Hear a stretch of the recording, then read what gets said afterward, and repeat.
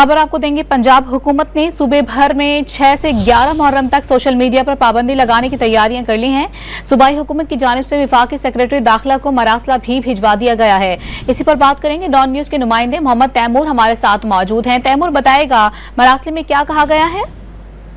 जी बिल्कुल, मुहर्रम हराम के हवाले से सिक्योरिटी के सख्त इंतजाम को मद्देनजर रखते हुए जो होम डिपार्टमेंट है, महकमा दाखिला पंजाब है, उसकी जानिब से वफाकी जो महकमा दाखिला है उसको ये खत लिखा गया है कि तमाम तर सोशल मीडिया पर जो है वो 6 मुहर्रम से 11 मुहर्रम तक पाबंदी लगाई जाए। और इस हवाले से सिफारिश जो है वो की गई है वफाकी वजारत दाखिला को। अब फैसला करना वफाकी वजारत दाखिला का काम है। अलबत्ता सूबा पंजाब का जो महकमा दाखिला उसकी जानिब से ये सिफारिश दी गई है कि इंस्टाग्राम हो, फेसबुक हो और यूट्यूब हो, उसको मुकम्मल तौर पर जो है 6 मुहर्रम से 11 मुहर्रम तक उस पर बैन लगाया जाए ताकि सिक्योरिटी के फुल प्रूफ इंतजाम जो है वो किए जा सकें। जी बहुत शुक्रिया तैमूर आपका।